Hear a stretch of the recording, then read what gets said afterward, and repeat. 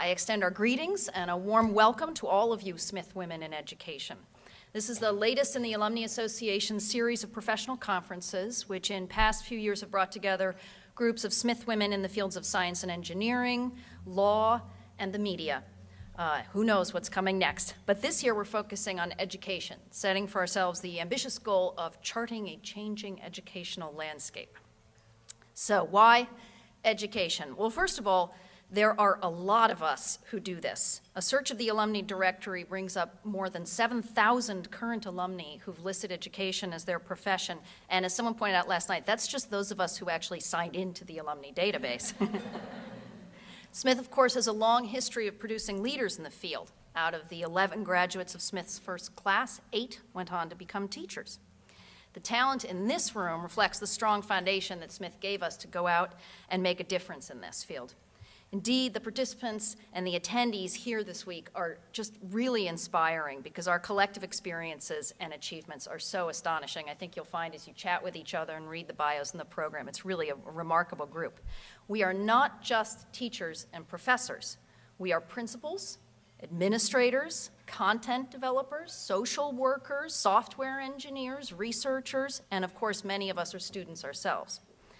Some of us chose this field right out of college. Others, like myself, fell into it seemingly by happenstance. But we are all deeply engaged and passionate about the quality of our educational institutions, the effectiveness of education policy, and about how young people are trained to become smart and productive citizens of the world. So why now? Well, certainly education is a topic on which everyone feels the right to an opinion. The state of our public and private education systems is a national issue, as Carrie pointed out. What gets taught, to whom, and how it's paid for seem to be daily topics for discussion.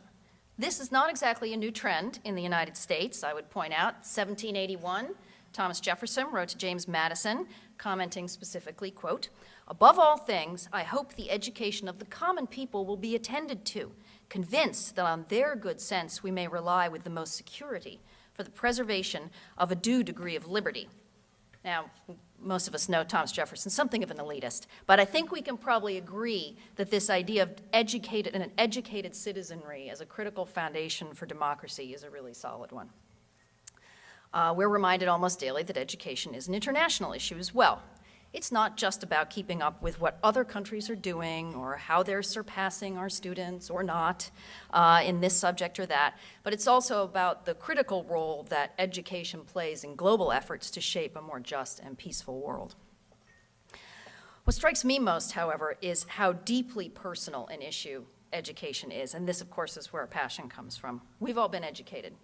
Just about everyone we know went to school at some level, and everyone has something to say about how that experience shaped and continues to shape their lives.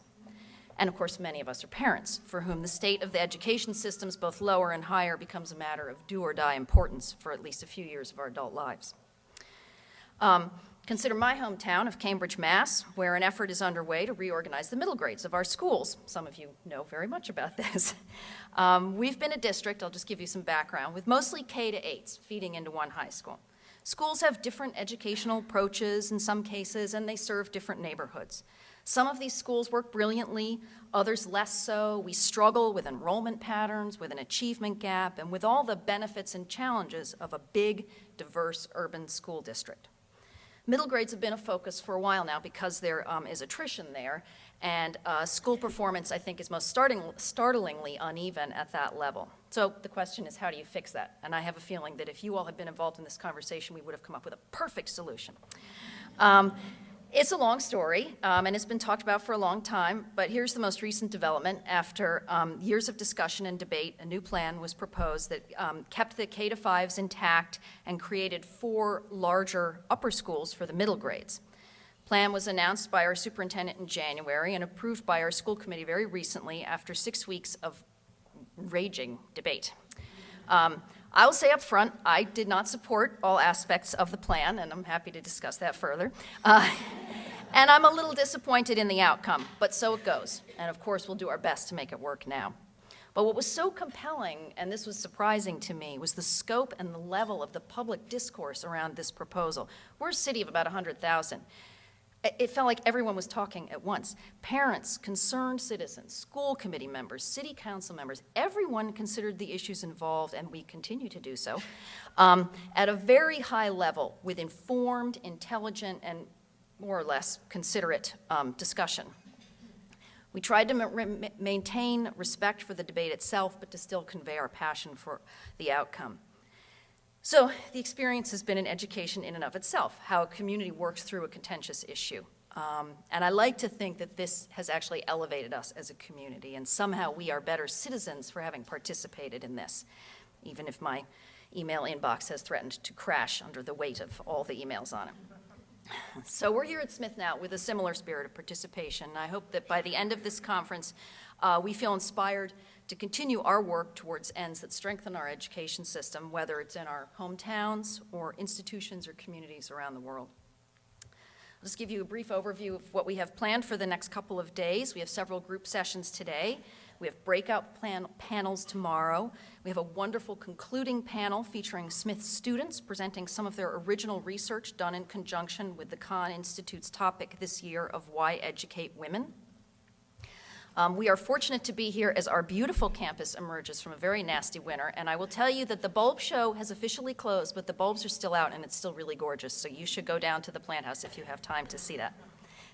Some of our sessions will be here in Alumni House, some will be in the campus center, some over in Wright Hall, where, speaking of innovations in education, we are delighted to be showing off the home of Smith's new academic centers for engagement, learning, and leadership. Our topics for the next 2 days range from ethics to teaching to science education to e-learning to global initiatives, and whatever else you all come up with. Your questions and comments will really be driving the discussions on this, so please don't be shy. I just don't have to say that probably to you all. Stupid. The good news is that we can continue this conversation after the conference via the Smith Women in Education groups on Facebook and LinkedIn, and on Twitter, when our social media boss, Ileana Jimenez, class 97, will be tweeting, I know, blogging, live, tweeting, and the association is also tweeting and all of that. So we'll get started. It's my pleasure to hand off to President Christ, who will be introducing our keynote speaker.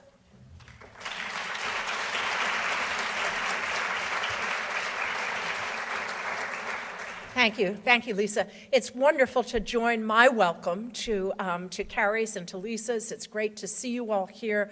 I really look forward to a stimulating 2 days of conversations about education. I wanted to begin with recalling an anecdote about Sophia Smith that to me is one of the most moving anecdotes about her life. This is when she was a child, a school child, and in Hatfield, the little town slightly north of here where she grew up, in Hatfield, boys went to school all day, but girls could only attend school in the afternoon. And so Sophia Smith, as a young child, used to accompany her brothers to school, and in the morning sit outside on the schoolhouse steps, straining to hear what the boys were being taught. And I'd like to think that that early experience of educational discrimination was one of the things that motivated her to, when she unexpectedly became the heir of a large fortune, to give that fortune to found Smith College, a college that, in her vision, would be in every way equivalent to the finest colleges for men, the Yales, the Harvards, the Amhersts, right across the river, from which women were excluded. So Smith has, at its very founding, its mission, educational opportunity for those who at that time in the late 19th century didn't have equal opportunities. Sophia Smith's sense of her mission was through education to increase women's power for good. And from the early days of the college, that power for good was exercised in teaching. 8 out of the first 11 graduates of Smith became teachers. And I had, Lisa, never heard that figure, 7,000 teachers, but I know there are 45,000 living alums. So that means 1 out of between every 6 and every 7 alums has a career in education. And I think that's really an impressive number. Also, early in one of the early decades of Smith's history, it founded the campus school, a laboratory school, again, an unusual venture for a liberal arts college, and a school that's been very important in both campus and community life through all the decades of its very illustrious existence. Commitment to teaching is very much part of Smith's culture. One of the most moving things that I discovered at Smith when I first arrived here is how deep the commitment to teaching is in the faculty, how they care passionately about pedagogy, about teaching well. We have many faculty who have contributed to the national scholarship about pedagogy for college teachers. We also have a very profound commitment to outreach to surrounding schools. I see Gail Norski sitting right in front of me, who heads our originally what was our Office for Educational Outreach, which has now become something with an even more ambitious vision, which is the Center for Community Collaboration, in which we try to bring together all of the resources that we have to offer, particularly to the area's schools, resources from the Art Museum to the Botanic Garden, to the work of our students and faculty in the schools. And certainly the most impressive piece of Smith's commitment to education is all of you, the distinction of our many alums, our over 7,000 alums, from teachers that make a difference in their classrooms every day to individual students. And I'm sure you all saw the news story just a few months ago that attributed better outcomes to students who had enjoyed just 1 year with an outstanding teacher. So that makes such a difference to educators that have made a difference in the world of educational reform. Today we face very different issues of educational equity. And if I could use Sophia Smith's story as a metaphor, it's as if some of our children in wealthier school districts, get to go to school all day, whereas other children get just to sit on the steps outside of the schoolroom, straining to hear what's being said in the more fortunate, all-day school. Today it's my privilege to introduce Tori Murden McClure, class of '85. I actually find it very intimidating to introduce Tori.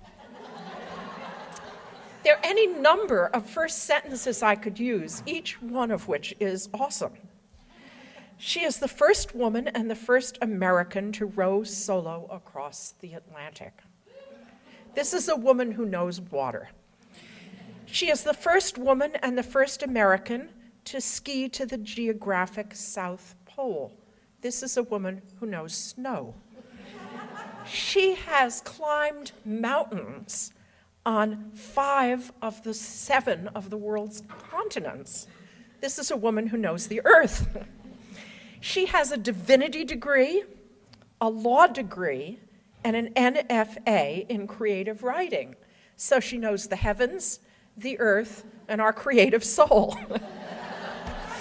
She has been a chaplain at Boston City Hospital, a policy assistant to the mayor of Louisville, the director of a homeless women's shelter, and a work partner, that is not a workout partner, of Muhammad Ali, helping establish the Muhammad Ali Center. It's just an extraordinary range of professional experience.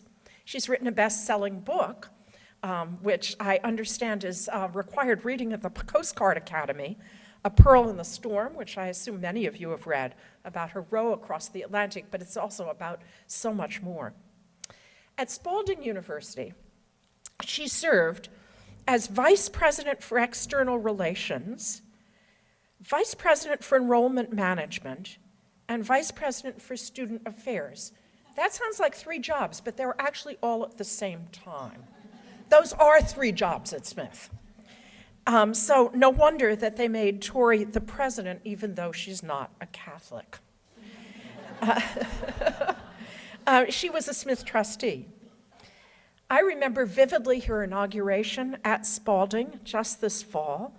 It was in a cathedral whose vaulted roof seemed like hundreds of feet above our heads, was studded with stars, and it had more members of the clergy and also the government in attendance than I could conjure.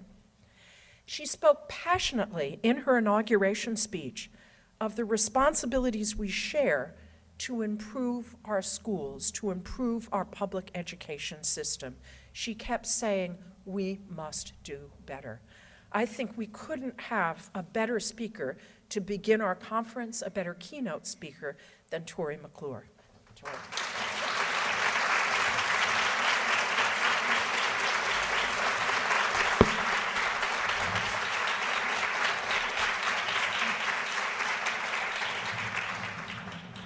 Well, on that intimidation factor, right back at you, Carol.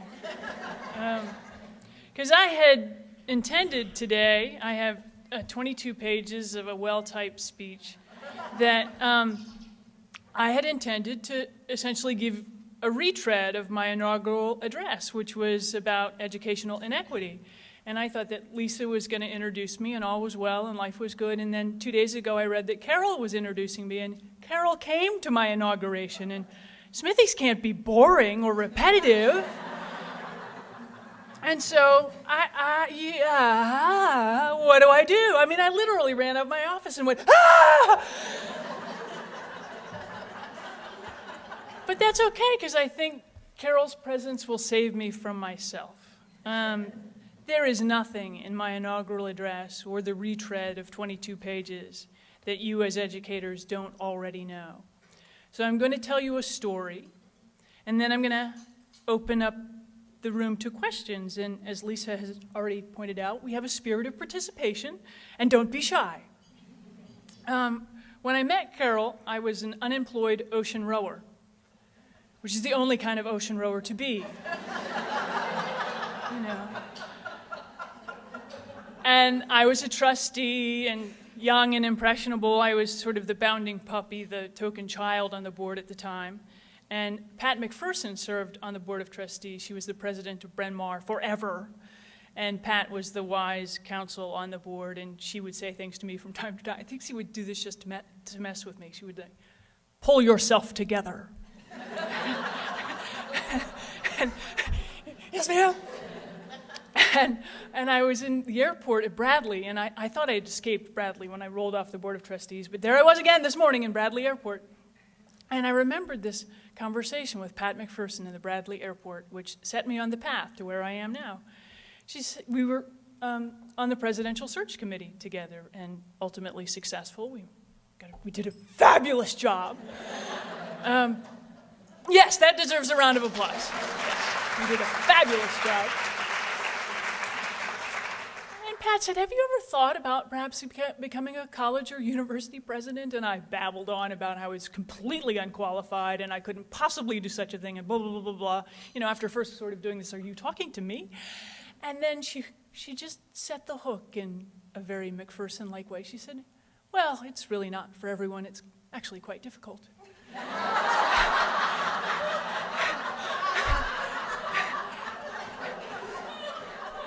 And I was on it. You know, the next thing I knew, I was a vice president at Spalding University. And then, you know, next thing you know, I'm a Presbyterian leading a Catholic school. It's like, how did this happen? Well, I ran into a former trustee here today. I'm just letting the universe take care of me today. You can see there's a theme. Barbara Taylor, who was talking about accepting signs. She met a man on a bus, and she's having a good time, and accepting signs. And so, okay, here's the sign. A couple weeks ago, I spoke at the Air Force Academy. Talk about standing up straight. And they have a symposium on character and leadership. And I know the superintendent, General Gould, a 3-star Air Force general, and I'm sure he said to the committee that Tori was a character And I think they thought he meant Tori had character, so they invited me. They invited me to speak at this symposium, and I was quite thrilled and honored. I'm going to go speak at the Air Force Academy. And I mean, it's almost as cool as speaking at Smith. Almost, not quite. So I go out to speak, and thank God they didn't send the program ahead of time, because I get there and I realize I'm on the program with 3 recipients of the Congressional Medal of Honor. Talk about making you feel small and out of place. And so, as I was there, 2 of the recipients of the Medal of Honor had been gentlemen who had been POWs in the Hanoi Hilton. And as they spoke, one in particular, actually they both spoke of faith, but how important faith was to them in that experience, and that when you are stripped of literally everything, all you have left is a sense of faith. And that, you know, as we say in Kentucky, I commenced to thinking. And as a Presbyterian leading a Catholic school, I avoid faith, I avoid spirituality, I avoid anything touching on religion, because I know I'm going to step in the goo-goo, right? I was innocently speaking to a group of faculty one day, and they're all sitting in the back row, as faculty are wont to do, right? And I said, come on down, there won't be an offering today. And someone pointed out, Tori, Catholics have collections, right? And then immediately my smart aleck brain takes over, and I'm like, oh, you're right. Presbyterians offer, Catholics collect, right? And then I turned to the Archbishop, who was right there.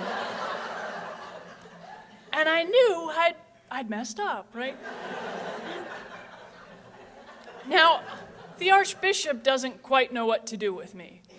In our first meeting together, I explained that I was a Presbyterian and we had invented the cup holder. You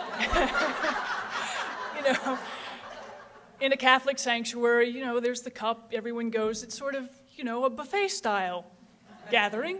And Presbyterians, communion comes to you and it comes in little cups and you put your little cup in your little cup holder. Presbyterians invented the cup holder. The Archbishop did have the good form to laugh. And then I said, Archbishop, we both understand that as a woman and as a non-Catholic, there are going to be women and women's groups that want me to pick a fight with you. He's a very conservative Archbishop. I mean, he is, yeah, a very conservative Archbishop. And I said, and I know that there are Catholics and Catholic groups that are going to want you to pick a fight with me because I'm a female and I'm not Catholic. I said, let's not. He said, how refreshing.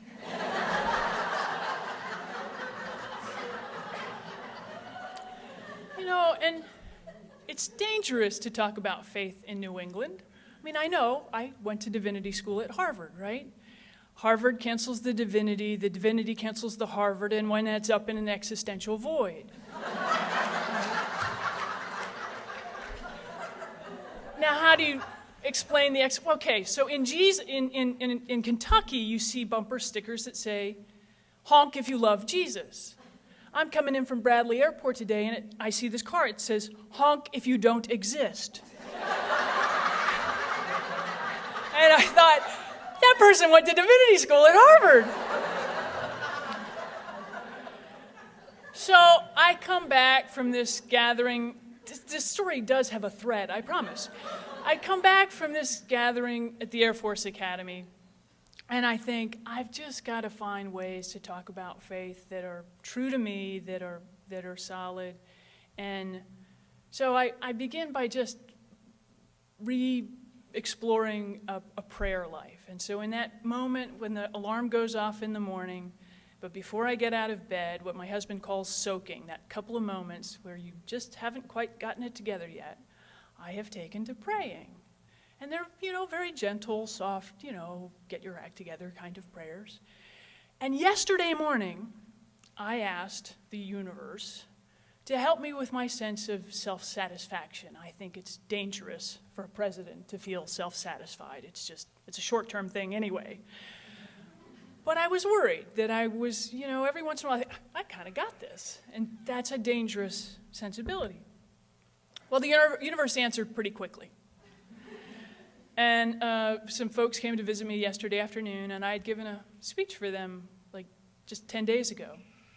And they had the raw feedback from my presentation. Now, this was a presentation to, it was a company called Harshaw Train, and they install HVAC systems.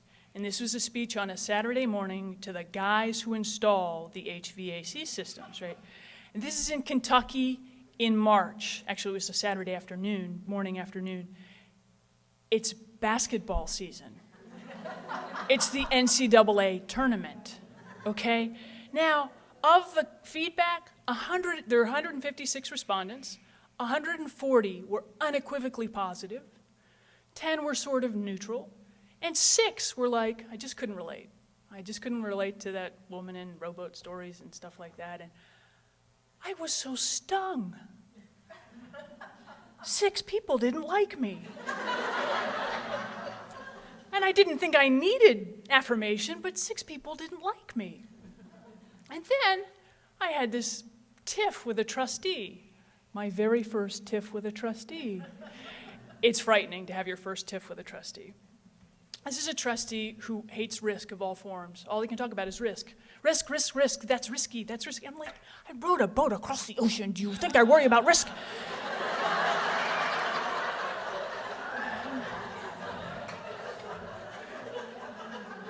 So, you know, I skied to the South Pole, rode the Atlantic, went to Harvard, went to law school, got an MFA, wrote a book. I'm the average, ordinary Smith woman. So I am setting aside my carefully crafted attempt to be clever and brilliant and thoughtful because I recognize that I'm not preaching to the choir, I'm preaching to the preachers. And there is nothing I can tell you that you don't know more about than I do myself. After all, I'm in administration. You know, Carol's a legitimate teacher. I'm merely in administration. But my inaugural address was about educational inequity, and in Kentucky, that's easy to talk about. I started my statistical elements in my address that there was good news and bad news. The good news is there's only a 7% performance gap between African Americans in Kentucky and Caucasian students in Kentucky. The bad news was that 43% of our white males were graduating and 36% of our African American males were graduating. And I kind of went from there. Talking about higher education in Kentucky is oxymoronic. And you just have to keep fighting the good fight. And as I did say in my speech, we must do better. We have no choice. So let's see what the universe wants to talk about today. And I will take your questions. I know Smithies have good questions. Yes? Thank you. How can Spalding address that achievement gap? Spalding is an institution that started in 1814 when it was founded by an order called the Sisters of Charity of Nazareth. And they opened a little log cabin school in rural Kentucky, and at that point they started teaching teachers because they needed teachers for the school. And they started teaching nurses in 1832 when there was a cholera epidemic in downtown Louisville. And they've been teaching social workers and psychologists since the Civil War. In the Civil War era, they called them mental health nurses. And so Spalding has been in sort of a caring mode for its nearly 200-year existence. Carol already cited, the most important thing to move the needle on education is to train great teachers. And we have a high-stakes testing system that, a low-performing school tends to get the brand-new teacher, and as soon as you have enough seniority to move out of that low-performing school, you do, because you know that it's going to get shut, or you're going to get punished, or bad things are going to happen. And so year after year after year, we have our most fragile students faced with inexperienced teachers, and that's no way to run a railroad. But Spalding is definitely in the trenches. Of our traditional age students, half are first generation, 3/4 are Pell eligible, and so what Congress does with Pell really matters to us. And 1/3 are from underrepresented minorities, which in Kentucky is primarily African Americans. And so where we are, the fight we are fighting is desperately important. Great question, thank you. Yes? My name is Maria Orman.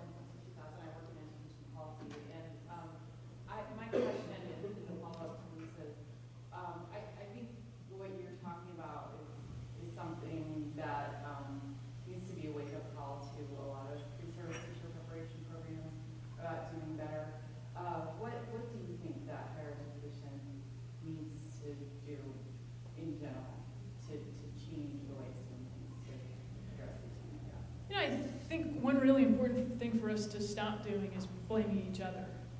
There's this lovely cyclical thing that happens. Higher ed folks blame high school folks for not sending better students.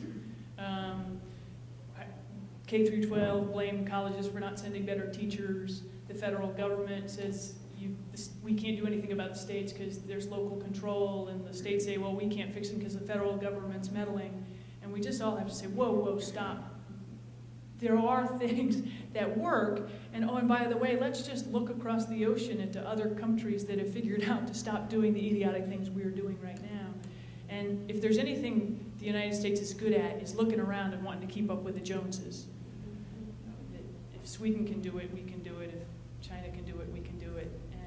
And there are some great things going on in other places, and if we could steal from that and beat a few Congress folks over the head, it might be beneficial. Yes. I have a real moral dilemma, and I figure that you're qualified to answer that. Only if it involves a rowboat. I presented an unsolicited position paper on music education, and my problem is, one of them, I have many, but there are many what I call castles of music. They're in Palm Beach, they're in Charleston, there's one in New York at Lincoln Center. They're all high schools, they're all public. In Palm Beach, 80% of the money was raised privately. I got one of my students in the Charleston school to get in this school. Not only do you have to sing beautifully, you have to be marvelous, you have to be intelligent and sing like an angel, but you have to live there. Now, what is my answer to my moral quest for equality for everybody having a music department, and Bryn Mawr canceled their music department? What do I say to higher education, to the average student about getting some wonderful music education? It's a legitimate subject. I've been in it over 80 years, and I love it. I've had a wonderful life. And yet, I can't walk in Bryn Mawr's doors. I'm unacceptable. What do we do about these castles of music?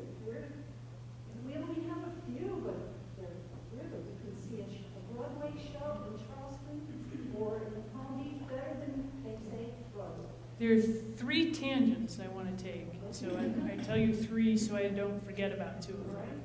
I want to go back to the earlier question about what can we do. One of the challenges we have is we fund our schools with property taxes. So naturally, affluent neighborhoods have affluent schools with well-compensated teachers that are typically very highly qualified, and the reverse happens in other schools. And other nations have figured out that you've got to equalize funding first. And then you've got to recognize that it is going to cost more to educate those really challenged, very needy students, and you've got to account for that. So that was one tangent. Then I think I want to talk about liberal arts versus professional training, and I want to talk about the sort of left brain versus right brain battle. And the academy, not so much at Spalding, but the academy, it's not your fault, is a left brain bastion. You know, we have rewarded that linear, rational thought for such a long time, and we've dismissed the right brain as something less than. And it's not completely out of line with sort of the liberal arts conversation, but they are slightly different. And now we're facing a period in history where the left brain is a little under siege because much of left brain operations can be replaced by computer software. Much of left brain operations can be taught online, and if it can be taught online, well, then it can be outsourced to Mumbai. And, you know, the hands-on human interaction has been abandoned a little bit on that left brain side. Now, if you want to hear a great talk on education, the commencement address that Maggie Edson gave here a few years ago was soaring. I was not physically present, I heard it online, but it is a tribute to classroom teaching that is fabulous. And she said, you need to get the speech, I will paraphrase badly, but she said, you know, there's a rumor that classroom teaching is dead. Because, you know, when we invented clay tablets, classroom teaching was dead. We could hang up the tablets and let our children read them on the walls. When we invented movable type, classroom teaching was dead because our students could go to the library and read the books. Now we have the threat of virtual education replacing actual education. We will simply sit at home in our pajamas and hit send. And she said, I am not threatened. Virtual learning will not replace actual learning. And she talked about the human interaction of the teacher with the student and the love that passes from one human being to another. It is a phenomenal address. So, back to this liberal arts versus professional training conversation. Now, I was at a meeting not so long ago with presidents from Kentucky. And it was a meeting of sort of the private institutions, not-for-profit institutions, and there was this rail against admitting any of the for-profit institutions. And there was this charge in favor of the liberal arts. And we've got to protect the liberal arts. And then, there, you know, I started to feel a little self-conscious because Spalding has a liberal arts core, but we teach teachers and nurses and occupational therapists and psychologists. And folks, there's a professional finish, and they can actually go out and get jobs and pay back their student loans, and I don't feel badly about this. But that when we started the engineering program here at Smith, I was a trustee, and there were faculty and alums who were convinced that we had abandoned the liberal arts and, you know, we were paving the road to bad places. And, you know, I remember asking, what's more, you know, why is chemistry and calculus, why are chemistry, calculus, and physics liberal arts, but thermodynamics is not? And then okay, everything's Plato's fault, actually, when you really come down to it. No, in the academy, you know, Socrates taught Plato, Plato taught Aristotle, Aristotle taught Alexander the Great. The academy didn't teach stone cutting, right? The academy taught sons of kings. And they didn't need to teach stone cutting because it was a slave culture. They had slaves to cut the stones. You didn't teach sons of kings how to use their hands. You taught sons of kings to use their brains. And throughout our educational history, and the Catholic Church played a little role in this, I'm just saying, there was a sense that if you taught people to use their minds, that was good. If you taught people to use their hands and to earn a living with their hands, that was bad. Okay, music and art are pretty difficult to do without your hands. Right, so they're in this not truly educational, not truly left brain, not truly serious academics. What kind of BS is that? Now we're recognizing that the empathy and the spirit and the soul of the human being isn't just left brain or right brain, it's the whole thing. Good old Daniel Pink, I'm sorry I'm quoting him, it's not my fault. That the whole person, art and music, it all flows together. And so my response to this rail against, you know, professional studies was I signed up to take a welding class. Because I figured that for a university president to learn how to weld was liberal arts. You know, because if you're using your hands not to make a living, it's liberal arts. If you're using your hands to make a living, well, then that's what we need to worry about. And I remember, not being completely facetious there is a sense that education should teach us more than merely to earn a living. And that Bruce Simmons once said, you know, education is here to feed our souls. And that's the whole thing. Now, education that helps you earn a living, great, but that's not the whole thing. And so I think we just need to have a good old-fashioned knock-down, drag-out about educating that whole person. So I agree. Yes. We hear a lot more about teacher proofing and about moving teachers out of the although I'm thrilled that it's starting to swing back. And I think it ties in with what you've just said about the right and left brain battle. And I wonder what you have to say about how it enriches education when teachers themselves are whole or interesting people. And certainly you seem to be an educator who is a very interesting person, but they do not tell you in most training programs to make sure that you have a life outside your school that you can bring in. I'm a toy maker, I train dogs, I sail, and my students lap it up. And because of that, I have their respect. So when I go to teach them to read, they want to hear what I have to say. I would love to hear your opinions on that area of the art. I am going to give you a very long answer to a very easy question. One of the most enriching academic programs I've ever been a part of was the Masters of Fine Arts in Writing at Spalding. Okay, Spalding is a little scrappy school. I had been a trustee for Spalding. I did not expect this to be an academically challenging, enriching program. And I had a student recently asked, well, what made it so good? And I said, well, and I thought about it, and there were students in this program that wrote so magnificently. I thought, if I could quit my job, move to a mountaintop, write full-time, I would not write as well as these students. Then there were a couple other students in my class that I thought were just stupid. And by the rules of the program, we had to find something in each person's work that we legitimately admired before we could tell them what we really thought. And so,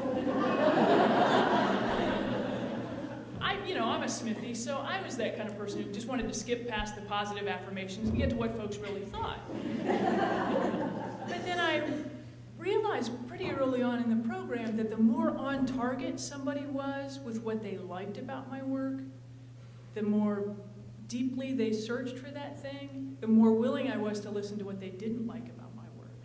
And the more willing I was to sort of be open to that. In struggling to find what I liked about the work of these folks that I thought were just stupid, I recognized my own arrogance to begin with. And then this fantastic thing happened. I realized these people weren't stupid, they just saw the world differently. And this wall of arrogance in my mind collapsed, and instead of visiting this little library that I didn't know existed, it was like I had this whole continent I had never visited before. And so that sense of breaking down your own barriers, being a whole person, and bringing that into the classroom is absolutely essential. And I should leave it there, but I have to go on and tell you other parts. So I'm in this MFA program, and the only reason I get in the program is to work on this book. Now, I'm not shilling my book here. So I kept writing a really, really bad book over and over and over again. Bad. It was bad. And Smithies, we don't want to write bad books, okay? No, not allowed. And I was a Smith trustee, and oh my God, they might read my really bad book. I mean, talk about pressure. Okay, so I get into this program, and the woman who runs the program is a fantastic writer. Her name is Sina Naslin.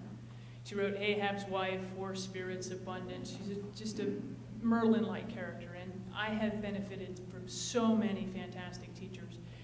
And I'm going to say it now just in case I forget. What turned my book from being a bad book to a good book was when I started to add those mentors and teachers and friends into the story.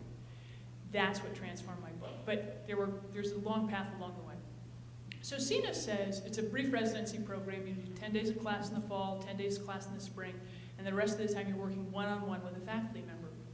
And so Sina says, with whom would you like to work as your first faculty mentor? And I name all the manly men who teach in this program. Bob Finch, Charles Gaines, and all the guys. And Sina says, Molly Peacock. I think Molly Peacock would be a good mentor for you.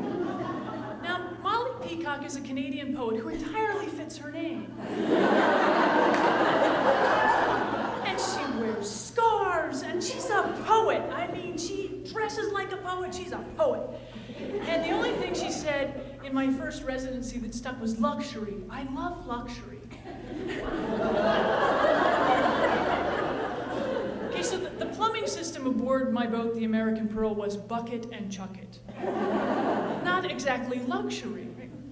So Molly says, what are you working on? I said, I'm working on a manuscript about taking a rowboat across the Atlantic. She's like, okay.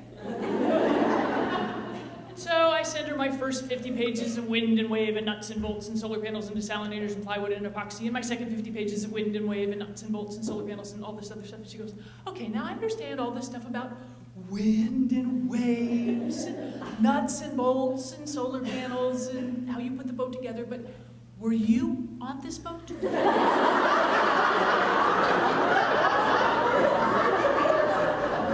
I was like, Molly, you can't spend 3 months alone in a rowboat if you're not an introvert. I'm really not very interesting. And she says, and you think the nuts and the bolts are?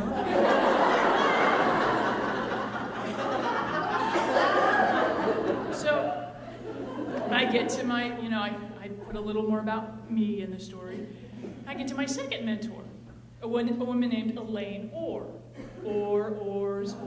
This is a marriage made in heaven, right? Elaine is from North Carolina, teaches Chapel Hill. She said, so what are you working on? I said, I'm working on a manuscript about taking a rowboat across the Atlantic Ocean. She said, you mean sailboat? I said, no, actually I mean rowboat. She says, whatever.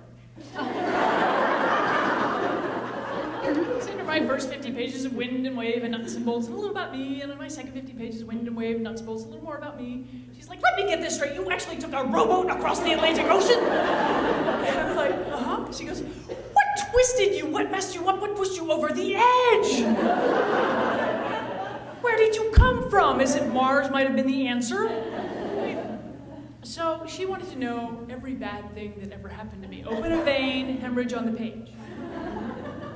Okay.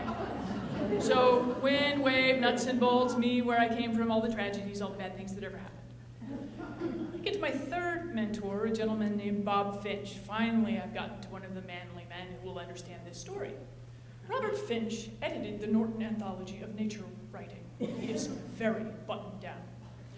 And Bob said, what are you working on? I said, I'm working on a manuscript about taking a rowboat across the Atlantic Ocean. He said, interesting.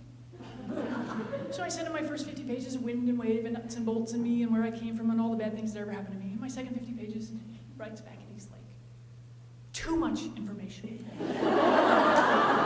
I don't care about you. I really don't care about where you came from and all of these bad things that happened to you. I mean, really. Tell me about the wildlife. I want to know about the wildlife. So I start writing about whales and dolphins and sea turtles. And there was this very cathartic period when I was writing about the sea turtles coming to visit and then passing me. It is demoralizing to be passed by a turtle. I'm rowing as fast as I can and that turtle just leaves me. So I get to my fourth mentor, Charles Gaines. Charles Gaines wrote the book Pumping Iron. You know, he worked with Arnold Schwarzenegger, he has hunting books, and he writes for Garden and Gun. He takes off the entire month of November to go hunting in Newfoundland. He says, what are you working on? I said, I'm working on a manuscript about taking a rowboat across the Atlantic Ocean. He says, cool. So I send him wind and wave and nuts and bolts and me and where I came from and all about the whales and the dolphins. He's like, whoa, kid, wait a minute. Let me tell you a secret. This is called an adventure story. Nobody wants depth in an adventure story. They just want the swashbuckling tale of daring do. They don't care about all this layered stuff. So I add a little more swash and a little more buckle.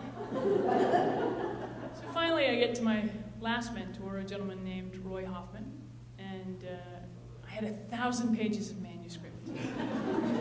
And I really wanted the book to be read by high school, college-age kids. You know, and maybe at Smith they'll read a 1,000-page book, but at Spalding it's a non-starter, right? So I wanted the book to be 250 pages, and Roy says, tell me a story. And at that point, it was about, okay, how did I end up on the ocean in a rowboat? What, I mean, I was twisted. I was messed up. Something had pushed me over the edge. And what came about was this story that's a blend of comedy, history, tragedy, and the romance comes at the very end. So when I talk to young men, it's like, just read the first, 4/5 of the book. You can skip the last 30 pages. And when I start the book, I have no experience with romance. I've decided that emotion is dangerous, it's bad, it's not for me. And at the end of the book, I'm married. And in the middle, there's a lot of rowing. It's like I was looking for love in all the wrong places. And so the opening chapters are all comedy, history, tragedy. Comedy, history, tragedy. The comedy's easy, my life is hysterically funny. History, I'm a student of history. I think anyone who's been educated at the level of Smith College has an understanding of history shapes where we came from, history shapes who we are. And then the tragedies, we all have them. There's nothing special about me in the tragic elements. But what's special in a life like mine, and I imagine most of ours, is when we get knocked down, and we all do, there are those magical people around us, and they're usually called teachers, who reach down and pick us up off the floor. And that is what transformed my book from being a really bad book to a book that I think is, has a little bit of merit. So, other questions? That was a long answer. Yes? I see here a room full of brilliant people, educated people who are passionate about this field of education, and I think that each one of us has some incredible gift to offer to this conversation, this national, global conversation about education. How do we translate that into power at the national and global level? President Obama has just come out and said, yes, indeed, the No Child Left Behind Act and the goal of 2014 and 100% efficiency reading and math for everybody is possibly unrealistic and could use a rewrite. But how do we get teachers, passionate, gifted, motivated teachers, involved at that level of decision making? Because frankly, I thoroughly appreciate the financial support of my federal government in my school, but I don't want my politicians in my classroom making decisions about how to teach and what to teach. And I think that as a group here, we have some momentum and some excitement. How do we translate that? First part of your question was about how do we seize power. I keep going back to my book because it's right here.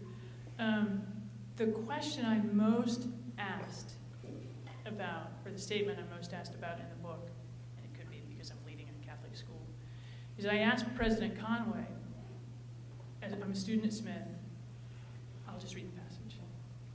The president of Smith College was Jill Kerr Conway. She was poised, elegant, and fashion model thin.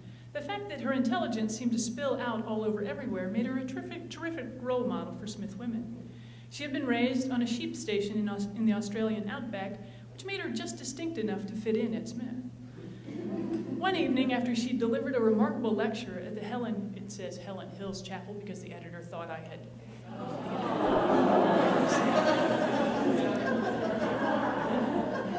President Conway took questions. I leapt at the chance to ask, why would a woman like you, who wasn't raised in any particular religious tradition, choose to become a Catholic?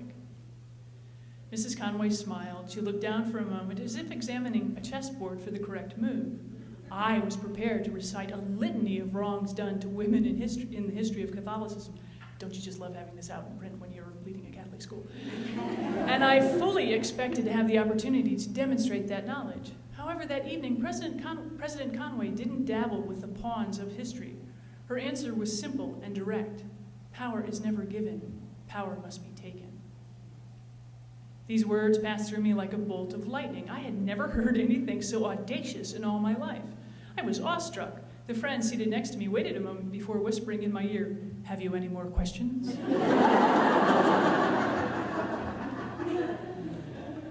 In short, I think it's incumbent upon us to rise and take power, whether it's political power, or the power of the podium, or the power of the written word. We have got to step up.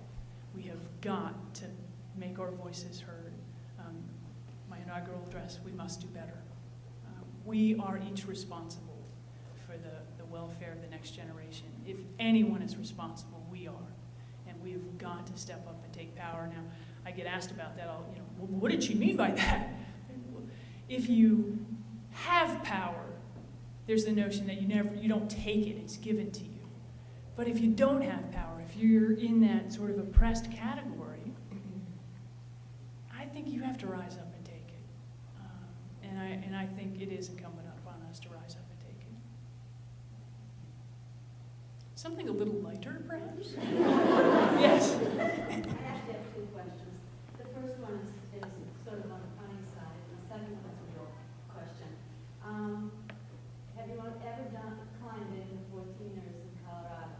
I have not climbed any of the 14ers in Colorado. You must. Okay. That is another challenge. My actual realistic question that I'm asking is, I work as a professor of women's studies in a very rural, agricultural, multicultural location, mostly Hispanic area, farming, ranching area in Colorado, actually not far from Temple Grandin. And my administration, I'm asking you this because you are in administration, is always telling me to dumb down. And I hate that phrase, even to repeat that phrase. And I said, my chair said, Kathleen, I understand that you come from Smith, you got your graduate work done at Dartmouth, and you're all about the Ivy League education, but we teach poverty, students in poverty, students who come from another country that are just grateful to have a high school diploma, much less being a community college. And I said, that's the thing that I cannot do. I will do almost anything, but I will not dumb down my class. I respect my students too much, and they will have the benefit of my Ivy education as though they were able to have that same education.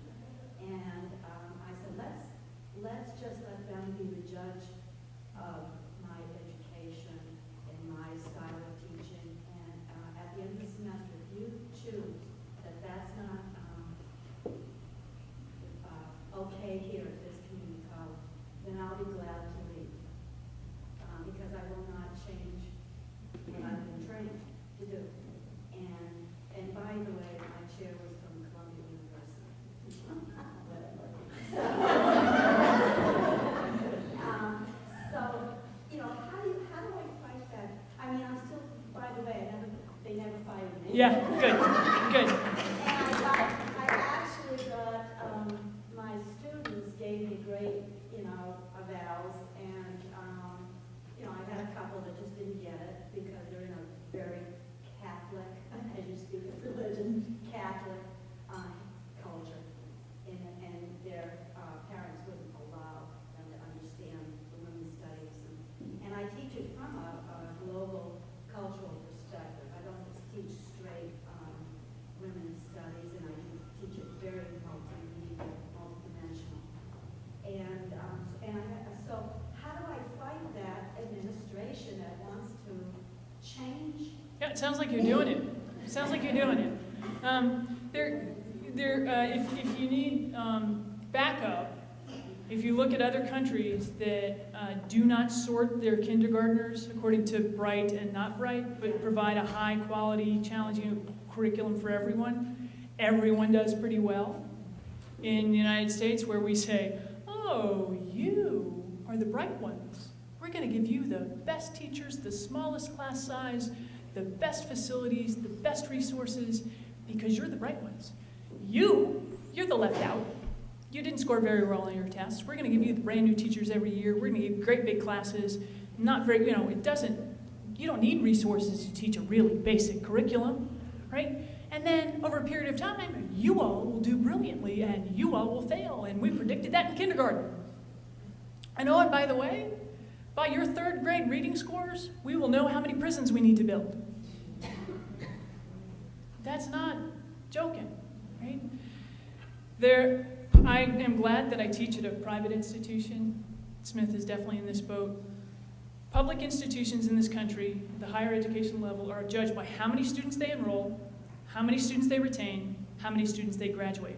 Providing a rigorous academic experience along the way is detrimental to all three goals. If it's hard, they won't come. If it's hard, they won't stay. If it's hard, they won't graduate.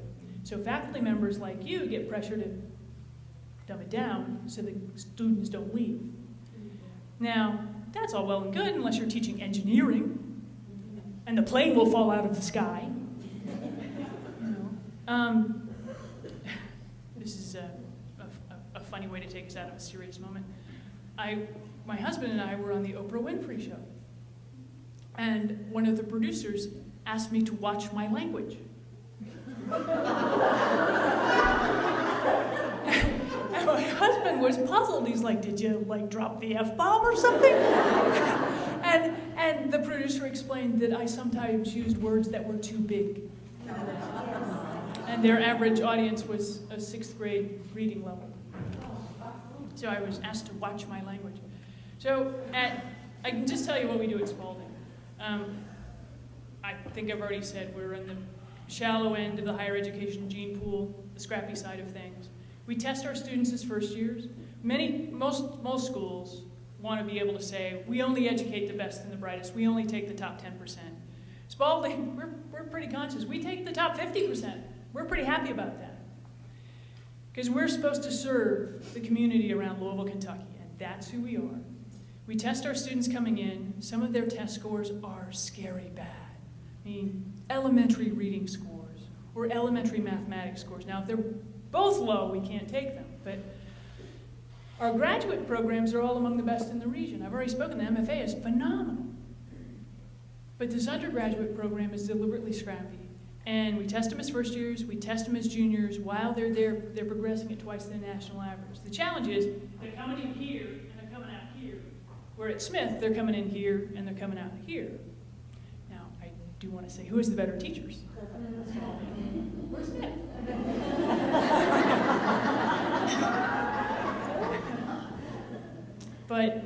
But teaching challenging students at a high level with a tough curriculum is what we need to be doing.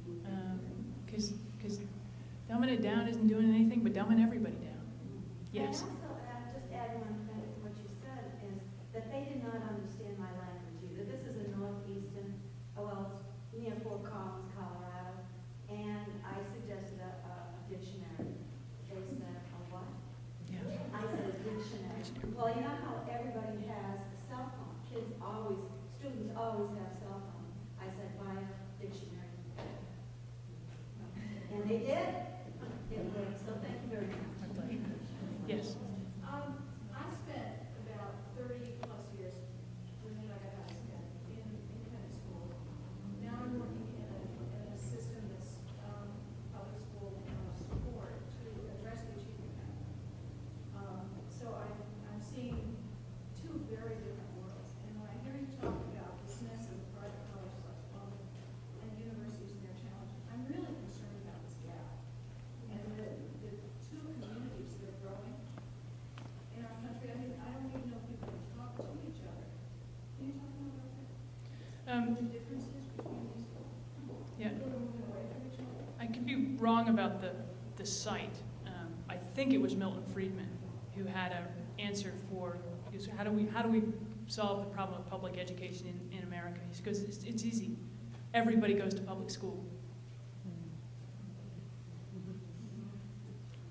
There wouldn't be a problem. And I think you're right. There is a widening gap. We are quickly reaching a point where you can't get a graduate degree if you don't have some affluence to start with, or unless you can guarantee a really good income at the end.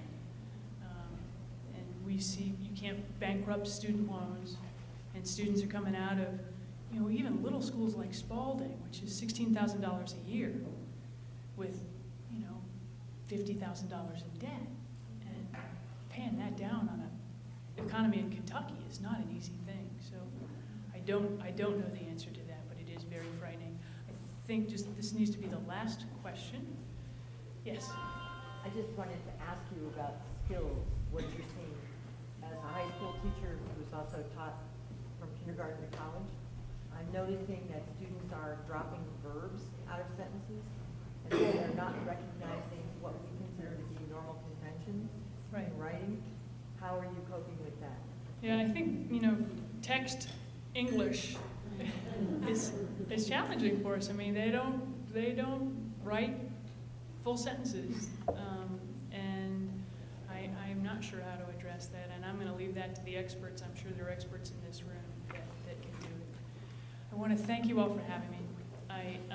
I hope you will learn more from other speakers than you have learned from me.